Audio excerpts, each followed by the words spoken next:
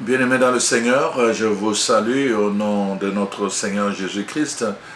Je prie pour que l'amour de notre Père, la grâce de notre Seigneur Jésus et que la communion du Saint-Esprit soit votre lot au quotidien.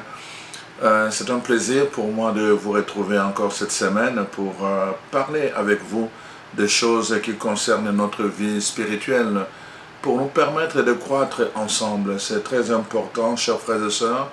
La parole de Dieu dit qu'elle est utile pour instruire, elle est utile aussi pour équiper les enfants de Dieu. Nous devons être équipés pour avoir la bonne réaction, pour avoir le bon regard, le bon jugement. Nous devons être équipés pour avoir la bonne attitude par rapport à notre présence dans le monde. Voilà pourquoi je pense que c'est important. Je me remercie tous ceux et celles qui prennent le temps de continuer à nous écouter. Tous ces auditeurs fidèles que nous voyons, merci de votre fidélité. Nous avons besoin d'être équipés pour bien réagir. Voyez-vous, chers frères et sœurs, aujourd'hui, je voulais vous parler des scandales. Je voulais vous parler de notre réaction par rapport à tout ce qui nous offense. Tout ce qui nous offense. Comment réagir? Comment réagir par rapport à tout ce qui vient nous offenser, aux choses qui viennent nous offenser? Comment réagir quand des gens auxquels nous avons fait confiance nous déçoivent? Comment réagir? Comment réagir quand nous commençons à avoir des révélations des choses du passé et qui viennent nous toucher dans notre profondeur d'être chrétien? Comment réagir? Comment réagir quand nous avons l'impression d'avoir été trahis par ceux-là même, comme dans l'Église, par le Père de l'Église, par les responsables de l'Église, ou entre nous, frères et sœurs, dans la communauté ecclésiale? Comment réagir? Comment réagir naturellement, évidemment, quand nous avons l'impression que nous avons été maltraités ou avoir été traités injustement par ceux-là même qui parlent de l'amour, qui parlent de la justice? Comment réagir? Chers frères et sœurs, c'est des réalités vraiment très très importantes auxquelles nous devons apprendre à réfléchir, parce que ça va nous rattraper d'une façon ou d'une autre, car dites-vous bien que l'offense trouvera toujours, n'est-ce pas, le moyen d'entrer en scène dans la vie des enfants de Dieu. L'offense trouvera toujours le moyen d'entrer en scène, que vous vouliez ou pas. Pourquoi? Parce que l'ennemi est en train de travailler. Son but c'est quoi? Détruire l'église de Dieu. Son but c'est détruire les enfants de Dieu. Son but c'est de détourner les enfants de Dieu, n'est-ce pas, du sujet de leur adoration, Dieu. Les détourner de Dieu. Alors quand ils se détournent de Dieu, l'ennemi peut, n'est-ce pas, les attaquer facilement.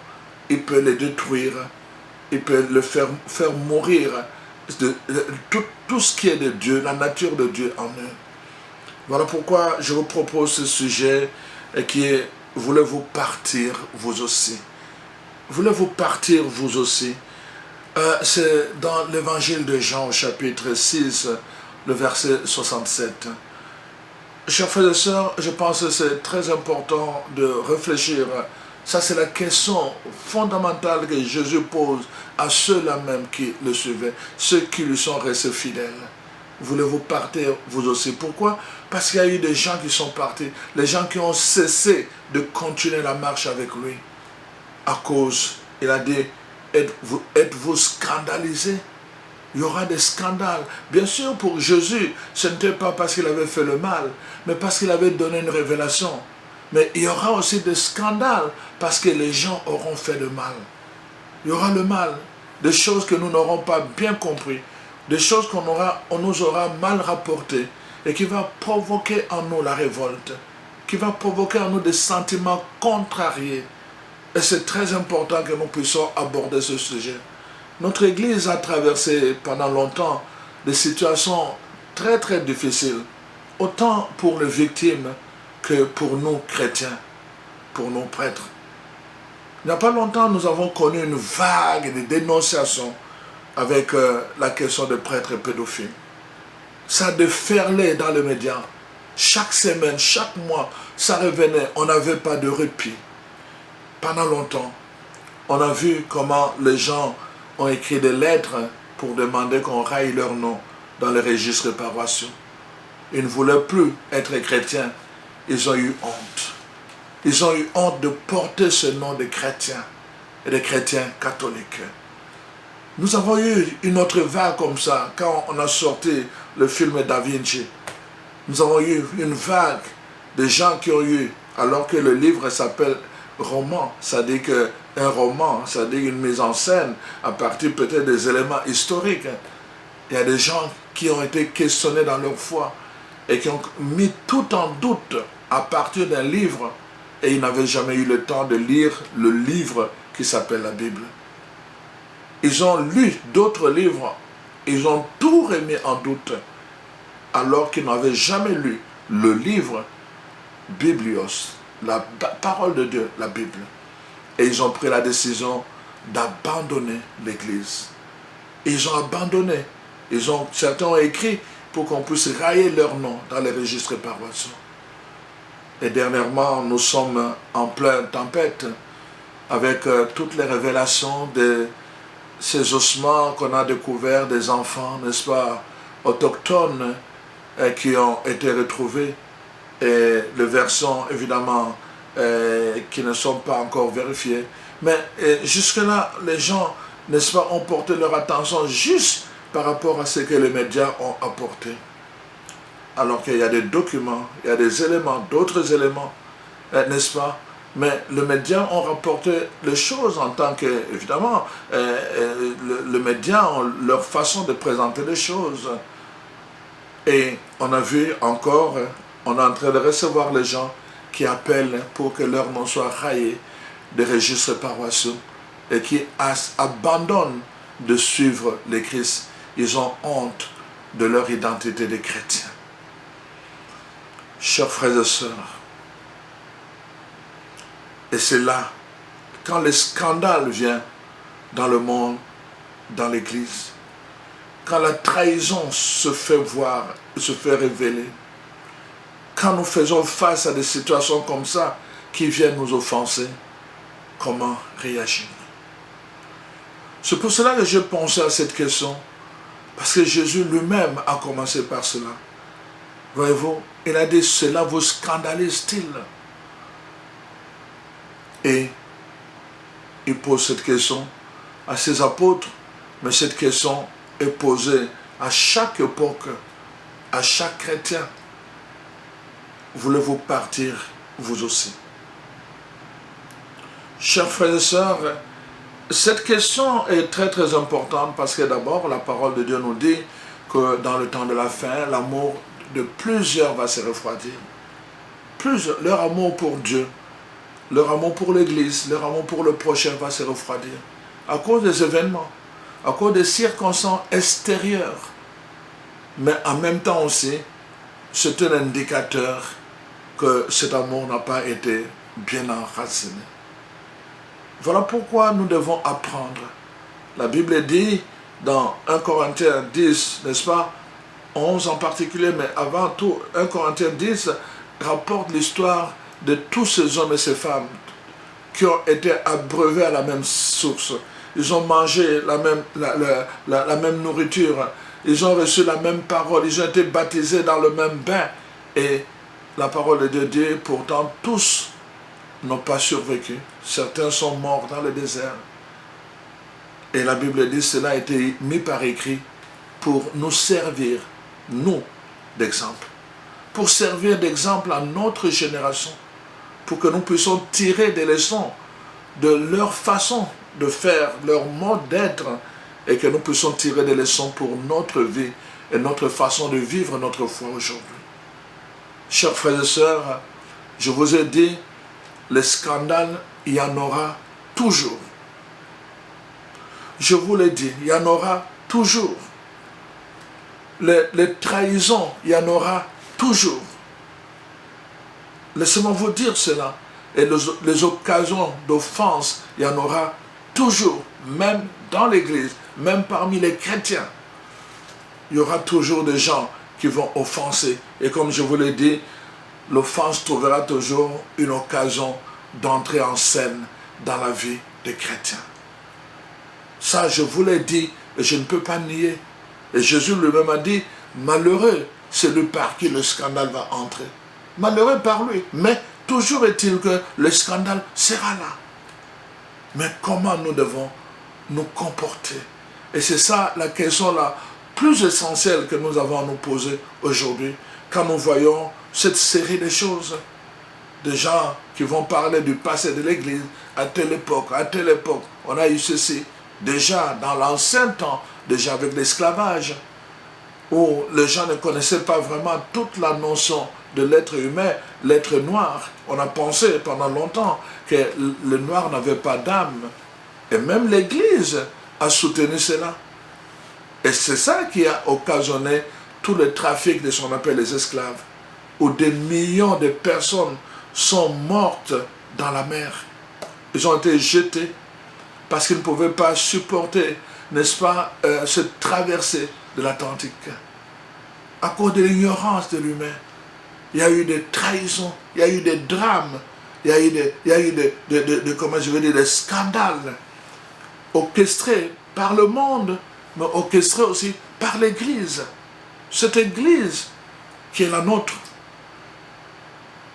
Je connais dans mon histoire nationale, il y a des gens, des ancêtres qui ont été vendus comme des esclaves et certains qui ne sont jamais arrivés à destination. Et comme je dis encore, l'Église a eu sa part à jouer là-dedans, mais l'Église de cette époque-là, comment réagir moi aujourd'hui quand je fais face à ces révélations, à ces vérités du passé? Comment je dois réagir moi qui suis africain, qui suis noir? La question se pose à chacun de nous. Des réalités, il y en aura toujours. Ce n'est pas fini. Il y en aura parce que l'ennemi est à l'œuvre. Quand, n'est-ce pas, le propriétaire du jardin vient jeter la sémence, la Bible nous dit, l'ennemi vient la nuit, lui vient jeter, n'est-ce pas, l'ivraie. Et nous devons pousser ensemble. Et dans l'église, il y aura la bonne sémence et il y aura l'ivraie. Et je l'ai dit dans certains, je pense, une des vidéos que j'ai faites, je dis, il y a l'ivraie et la bonne sémence dans toutes les églises. Il y en a. Donc, c'est important que nous sachions comment nous équiper quand ces choses. Voyez-vous, il y a des gens qui réagissent sur base de l'émotion. Dès que la chose vient, ils sont émus, c'est normal, c'est normal. Ils vont réagir tout de suite là. Et plusieurs personnes ont réagi sur base d'émotion. Voilà pourquoi je pense qu'il nous faut prendre du recul par rapport à tous ces événements. Rappelons-nous, Satan est à l'œuvre et Satan peut infiltrer même l'église de Dieu. Il n'y a rien de nouveau. Judas était l'un des disciples de Jésus. Judas était l'un des amis de Jésus. Ça ne l'a pas empêché, la Bible dit, Satan entra en lui. Et à partir de ce moment-là, il était habité par le désir de trahir son maître. Si Judas qui était ami de Jésus, si Judas qui mangeait sur la même table, qui a côtoyé Jésus pendant 3 ans, qui était dans l'intimité de Jésus, a pu le trahir. Imaginez-vous, pauvres nous autres, les trahisons, il y en aura. Mais toute la question, comment nous devons réagir. Et c'est ça que je voulais partager vraiment avec vous aujourd'hui. La parole de Dieu nous dit, dans le livre de l'Apocalypse, chapitre 13 en particulier, avec l'apparition de la bête qui va jaillir de la mer, n'est-ce pas, la première bête, on nous dit vraiment que même les serviteurs de Dieu, n'est-ce pas, vont abandonner leur foi. Même les gens qui étaient des chrétiens, même les gens qui étaient au service du Seigneur vont abandonner leur foi. Personne n'est épargné, personne n'est immunisé par rapport à cette réalité, par rapport à cette réaction d'abandonner le Maître. Personne n'est immunisé. C'est pour cela que je pense que cette question vient nous rappeler notre fragilité spirituelle. Mais en même temps aussi, ça vient nous rappeler le danger de nous éloigner du Maître. Voyez-vous, chers frères et sœurs, parce que c'est ça que nous allons voir. Nous allons voir ensemble ces choses-là. Donc nous voyons que, en fait, l'apôtre Paul fait allusion, lui, aux loups qui vont pénétrer dans la bergerie. Et malheureusement, il y a des loups partout. Il y a des loups dans plusieurs églises. Il y a des loups au Vatican. Il y a des loups dans des églises. Il y a des loups partout. Malheureusement, c'est une vérité. Et qui vont pénétrer dans les églises. C'est pour cela, chers frères et sœurs, nous ne pouvons pas laisser notre vie spirituelle entre les mains de quelqu'un d'autre. Nous devons en prendre soin nous-mêmes. Et c'est très important. C'est très important que nous puissions vraiment faire cela. Donc, je dis que les conséquences, en fait, que nous voyons aujourd'hui, les choses que nous sommes en train de voir aujourd'hui, les scandales, les trahisons et tout ce que nous voyons dans le monde, et particulièrement dans l'Église, sont les conséquences de l'homme charnel. Voyez-vous, quand l'homme charnel est en position d'autorité, quand l'homme charnel est en position de responsabilité, quand l'homme charnel n'a pas été transformé dans son être intérieur, évidemment, il va être ému par le charnel.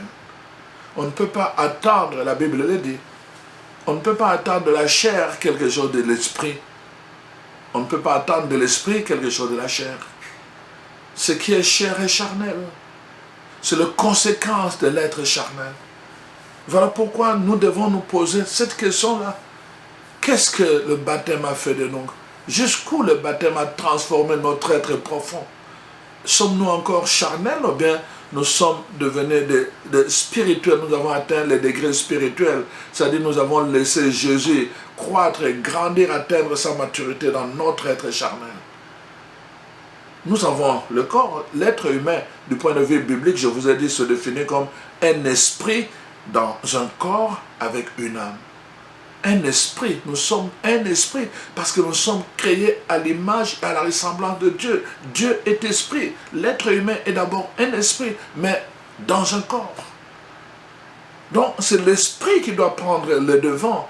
Si le corps prend le devant, nous demeurons charnels. Quand l'esprit prend le devant, nous devenons spirituels. La chair reste là, mais elle est soumise, n'est-ce pas, à la domination de l'esprit. Malheureusement, justement, la réalité de l'Église montre que plusieurs personnes, n'est-ce pas, sont demeurées dans la chair. Et à cause de cela, voyez-vous, il y a eu, comme la parole de Dieu, leur amour, leur compassion a fait défaut. Voyez-vous? Et c'est ça, le regard qu'ils ont porté envers les enfants n'était pas un regard spirituel charnel. Le regard qu'ils ont, l'attention, la compassion qu'ils avaient envers ces enfants autochtones n'était pas naturellement spirituel, c'était charnel.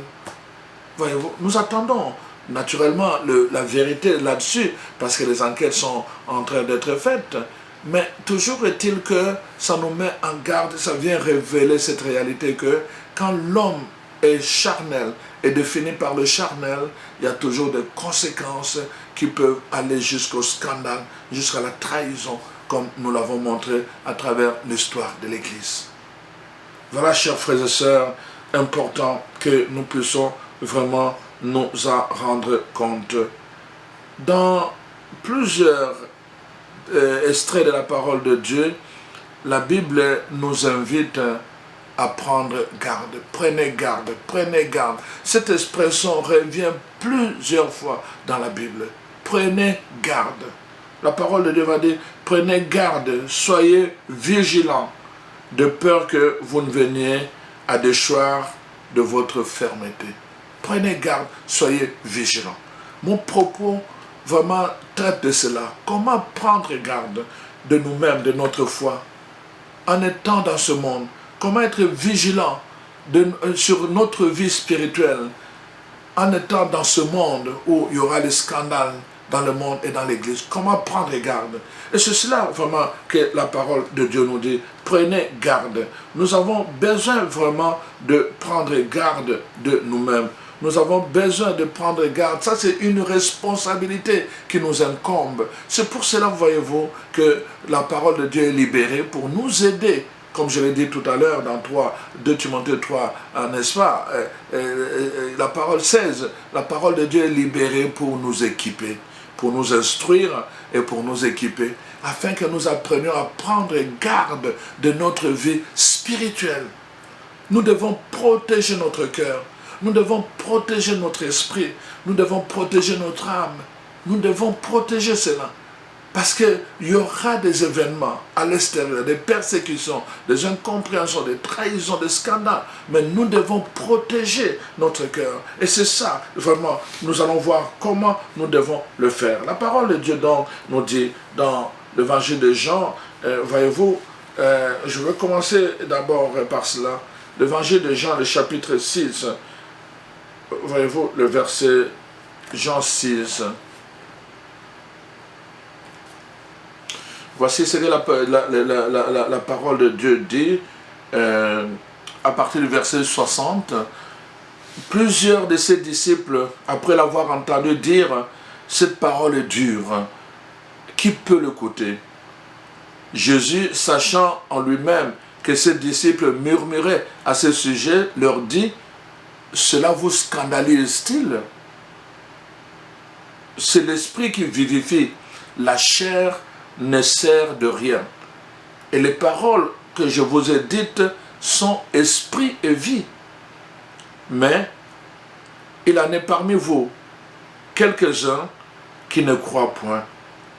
Car Jésus savait dès le commencement qui étaient ceux qui ne croyaient point et qui était celui qui les livrerait.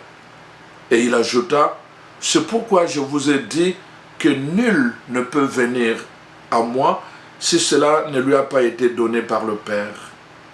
Verset 66, dès ce moment, plusieurs de ses disciples se retirèrent et ils n'allaient plus avec lui.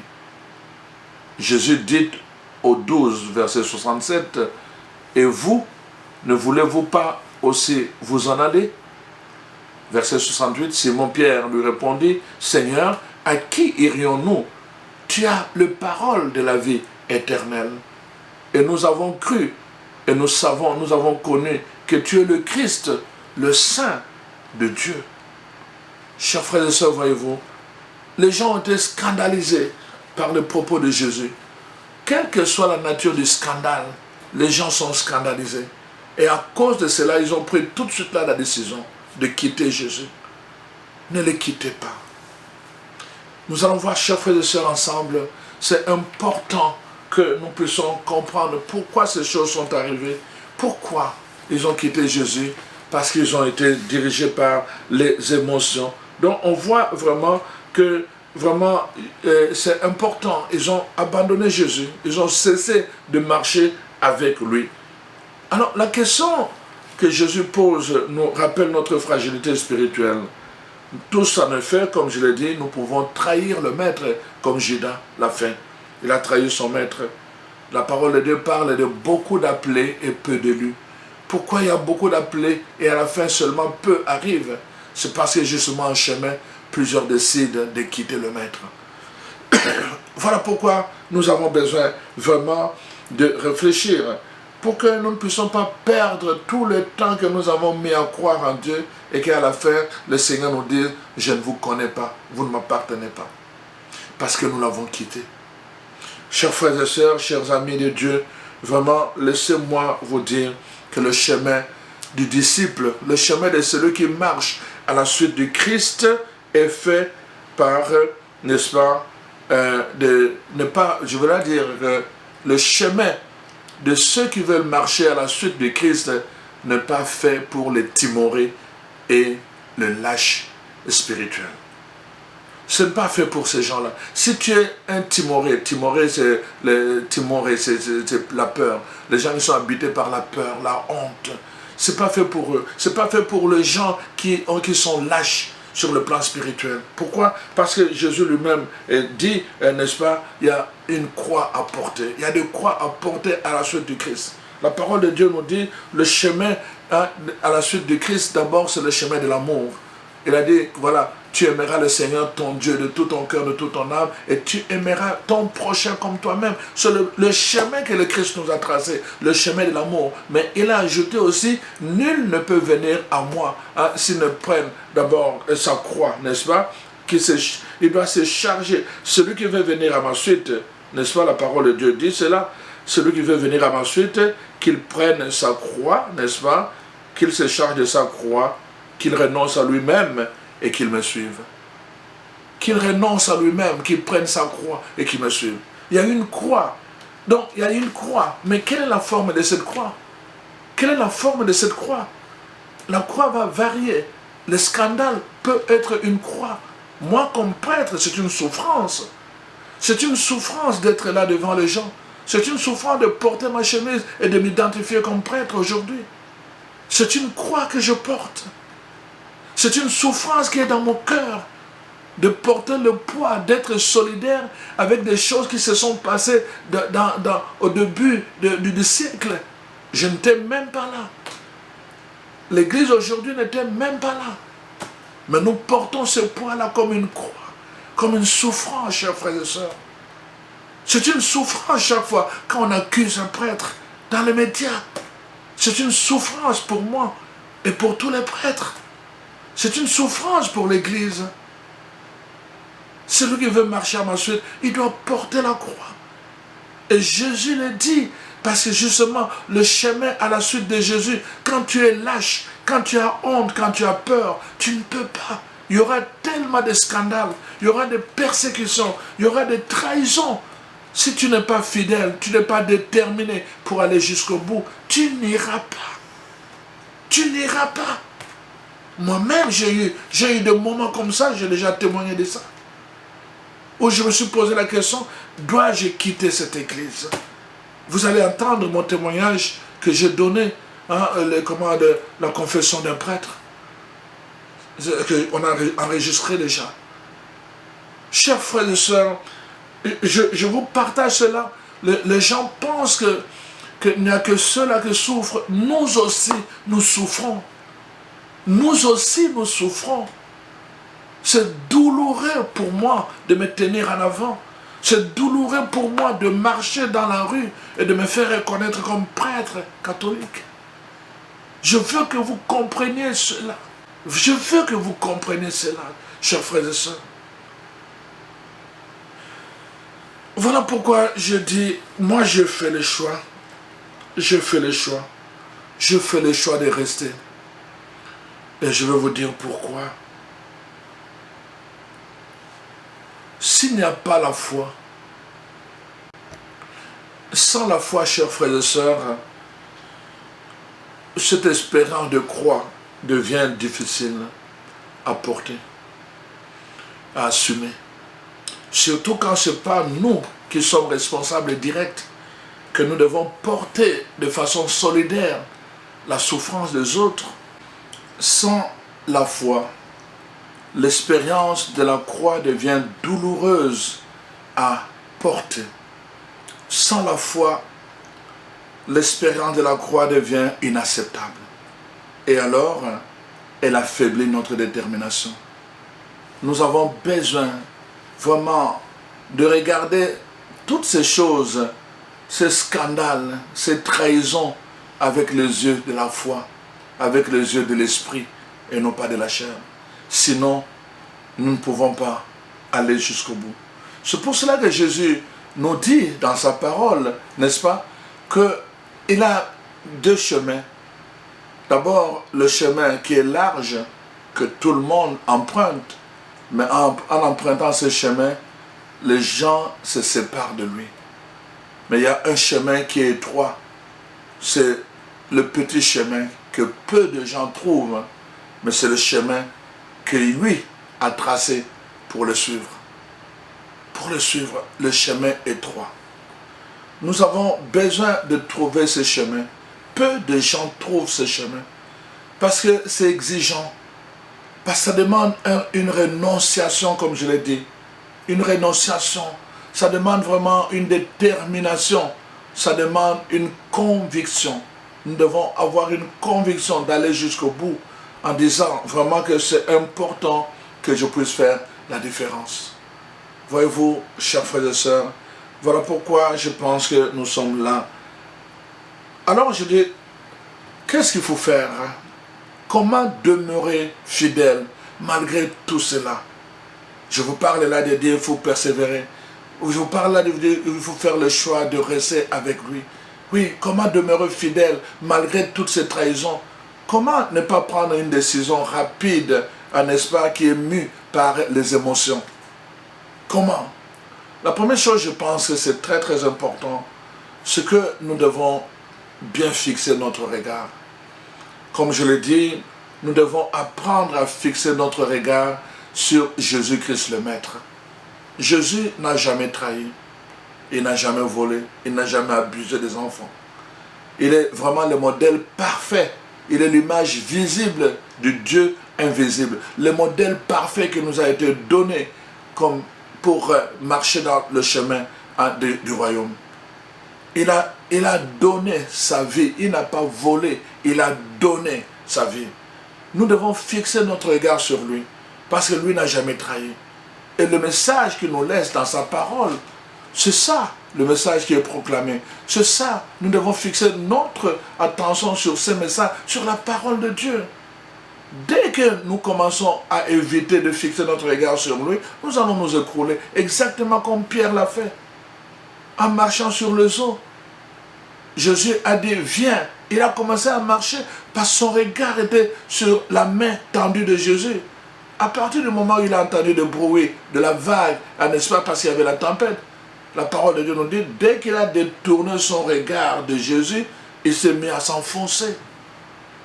Les scandales vont nous enfoncer, les trahisons vont nous enfoncer, les révélations de l'histoire du monde et de l'Église peuvent nous enfoncer dans l'incrédulité, dans la révolte, dans la rébellion, ou même à prendre la décision d'abandonner, de marcher avec le Christ.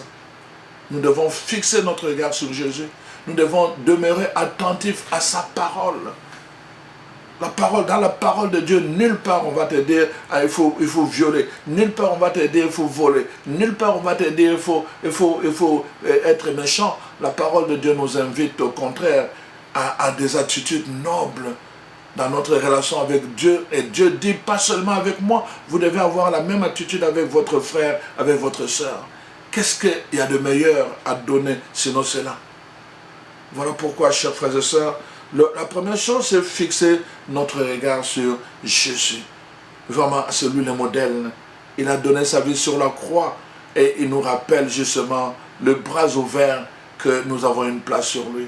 Regardez-moi comment j'ai été traité injustement. C'est ça qu'il nous dit sur la croix. Regardez comment moi j'ai été insulté alors que je suis venu pour aider. Je suis venu pour donner ma vie. Comment j'ai été insulté. Regardez-moi comment j'ai été trahi par mon ami. Regardez, la croix nous rappelle cela en Jésus-Christ. Il a subi tout cela. Regardez comment je vais être tué injustement. Regardez comment ils se sont partagé mon habit. Regardez comment ils ont tiré au sort. Voyez-vous, regardez comment ils se sont moqués de moi. La croix nous rappelle ce que Jésus a subi parce qu'il est venu nous sauver. Lui, nous pouvons lui faire confiance. Lui, nous pouvons le regarder avec toute la sérénité du monde, avec la lucidité, parce qu'il est vrai dans ce qu'il a vécu et dans ce qu'il a dit. La deuxième chose, je pense, c'est que nous devons nous rappeler que dans cette barque et l'Église, il y a aussi de bonnes personnes. Il y a des gens qui sont demeurés fidèles. Il y a des gens qui sont vraiment habités par l'Esprit de Dieu. Il y a des gens qui sont émus par la volonté, l'amour de Dieu et l'amour du prochain. Il y a des gens qui ont sacrifié leur propre vie pour aider d'autres personnes.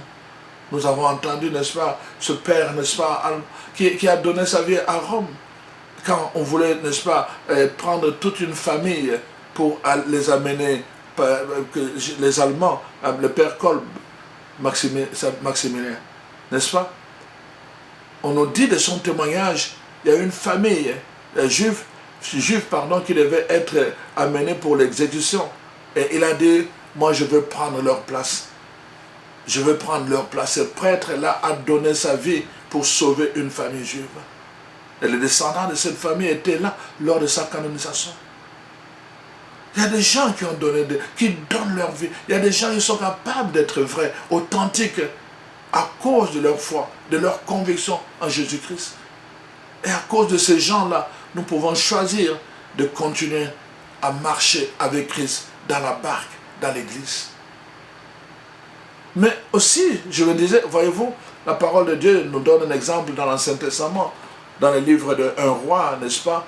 La parole de Dieu nous dit quand le prophète Élie était vraiment désespéré et dit à Dieu, il dit voilà, je suis resté le seul prophète et tout ça, voilà. Dieu lui dit non, il y a encore 5000 personnes qui n'ont pas fléchi leurs genoux devant le Dieu Baal. Dans la barque, il y a encore 5000 qui n'ont pas fléchi leurs genoux devant le Dieu Baal. À cause de ces gens-là, nous pouvons continuer à aller et continuer à fixer notre regard sur Jésus. Nous pouvons continuer à témoigner notre identité de chrétien. Il y en a qui n'ont pas fléchi leurs genoux devant le Dieu Baal. Chers frères et sœurs, c'est important que nous comprenions cela. Il y en a qui n'ont pas fléchi leurs genoux. Nous pouvons leur faire confiance.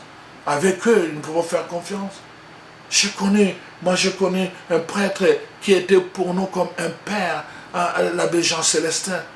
Il était comme un père. Il n'a jamais abusé de nous. On était tous les jours chez lui. On était tous les jours chez lui. Il n'a jamais abusé de nous. Au contraire, vraiment, moi je lui dois beaucoup dans ma vie. Je lui dois beaucoup dans ma vocation. Et je lui dois beaucoup dans la personnalité que j'ai aujourd'hui. Il y en a, et des prêtres, et des chrétiens. Il y en a comme ça qui sont des témoins de l'amour de Dieu. Nous pouvons regarder ces gens-là aussi. Nous pouvons nous penser à ces gens-là et ne pas condamner, comme on dit, ne pas jeter l'eau et le bébé ensemble. Voyez-vous, chers frères et sœurs, la parole de Dieu nous invite à cela. Et aussi, vraiment, comme je le disais, regardez les épreuves, regardez les choses, les tribulations qui nous arrivent avec un regard de l'esprit et non pas de la chair. Quand nous apprenons à faire ces choses-là, nous nous préparons. Et la dernière chose que je voulais dire dans cette étape des choses à faire, c'est vraiment de dire, bon, moi je vais corriger ce que les autres ont abusé. Là où il y a le contre-témoignage, je vais corriger par un témoignage authentique. Là où il y a le mensonge, je vais corriger en apportant la vérité. Là où il y a le faux, la vérité. C'est comme ça qu'on doit corriger.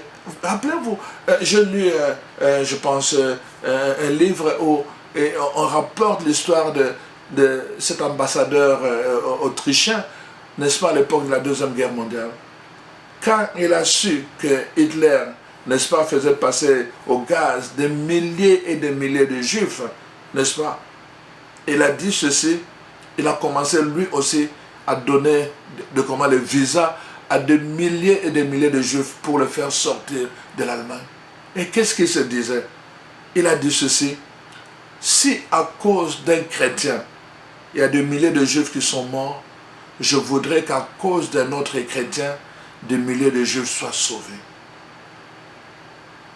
Si à cause d'un chrétien, des milliers de juifs sont morts, je voudrais qu'à cause d'un autre chrétien, des milliers de juifs soient sauvés.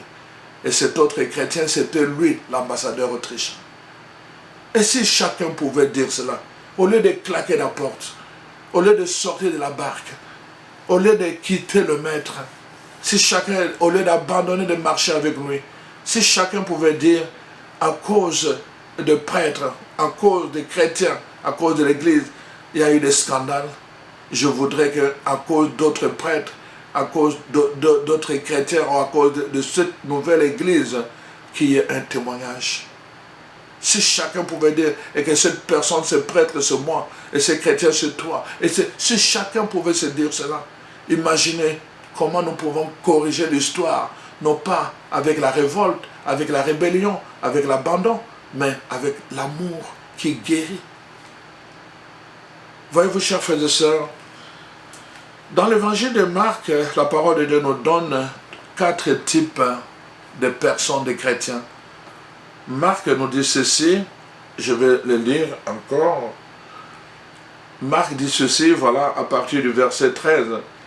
Jésus leur dit encore, vous ne comprenez pas cette parabole. Comment donc comprendrez-vous toutes les paraboles? Les semeurs qui sèment la parole, les uns sont le long du chemin où la parole est semée. Et quand ils l'ont entendu, aussitôt, Satan vient et enlève la parole qui a été sémée en eux. Voyez-vous, Satan vient. Deuxièmement, ça c'est Jésus qui explique. Les autres, pareillement, ils reçoivent la semence dans les endroits pierreux. Quand ils entendent la parole, ils la reçoivent d'abord avec joie. Mais ils n'ont pas de racines en eux-mêmes. Ils manquent de persistance. Et dès que survient une tribulation ou une persécution à cause de la parole de Dieu, ils y trouvent une occasion de chute. Il y en a comme ça. Dès que survient des scandales, c'est Jésus qui dit, donc des scandales, des tribulations ou des persécutions, n'est-ce pas, à cause de la parole, alors ils tombent. Troisièmement, d'autres reçoivent la semence parmi les épines. Ce sont ceux qui entendent la parole, mais en qui le souci du siècle, la séduction des richesses, l'invasion des autres convoitises étouffent la parole et la rendent infructueuse. Et enfin, d'autres reçoivent la semence dans la bonne terre. Ce sont ceux qui entendent la parole, la reçoivent et portent du fruit 30, 60 et 100 pour un. Voyez-vous? Donc, après avoir reçu la parole, tous ensemble, il y a des conséquences après. Nous avons la responsabilité de veiller. Nous devons veiller sur cette parole en nous. Nous devons veiller sur notre foi. Sinon, qu'est-ce qui va arriver? Il y a des scandales, il y a des tribulations, il y a des persécutions qui peuvent venir faire en sorte que nous puissions tomber, nous puissions chuter. Et la parole de Dieu dit, Satan travaille pour créer ces événements. Nous devons être vigilants pour ne pas quitter le maître, chers frères et sœurs. Nous ne devons pas quitter le maître, chers frères et sœurs. Voilà pourquoi je vous donne vraiment cet enseignement. Nous devons savoir qu'à travers toutes ces choses qui nous offensent, n'est-ce pas, l'adversaire cherche à nous priver de promesses spirituelles, n'est-ce pas? Si nous ne demeurons pas attentifs et sereins, notre esprit blessé va se confondre, n'est-ce pas, l'œuvre de Dieu avec l'œuvre des humains. Si nous ne faisons pas attention, parce que notre esprit est blessé, il va confondre ce que les hommes ont fait avec l'œuvre de Dieu. Parce que telle personne a fait ceci, parce que tel prêtre a fait ceci, tel évêque a fait ceci, et là il dit, je ne crois plus en Dieu. Non, non, on ne peut pas. Dieu est puissant, Dieu est grand, Dieu est Dieu. Dieu n'est pas un homme. L'homme peine à peine justement à imiter Dieu. Alors quand notre esprit est blessé et quand nous ne faisons pas attention, qu'est-ce qui va arriver justement? Nous allons faire une confusion. Quand nous voyons un serviteur de Dieu tomber et nous pensons que c'est Dieu qui n'est pas fidèle. Non, Dieu demeure fidèle. Même quand ce serviteur tombe, Dieu demeure fidèle. Même quand les chrétiens tombent, Dieu demeure fidèle. Voilà pourquoi je vous ai encouragé à faire vraiment, à fixer votre regard sur lui. À fixer votre regard sur lui. Quel que soit ce qui arrive, chers frères et sœurs, il faut avoir la force de caractère de renouveler, n'est-ce pas, sa fidélité au Seigneur, à l'Église, au lieu de sombrer dans l'amertume, dans les émotions, dans la rébellion. Voilà pourquoi, chers frères et sœurs, si votre témoignage de foi n'est pas fermement enraciné, alors il vous sera difficile de résister à des moments difficiles, à des moments de trahison, à des scandales dans l'Église et dans le commun des chrétiens.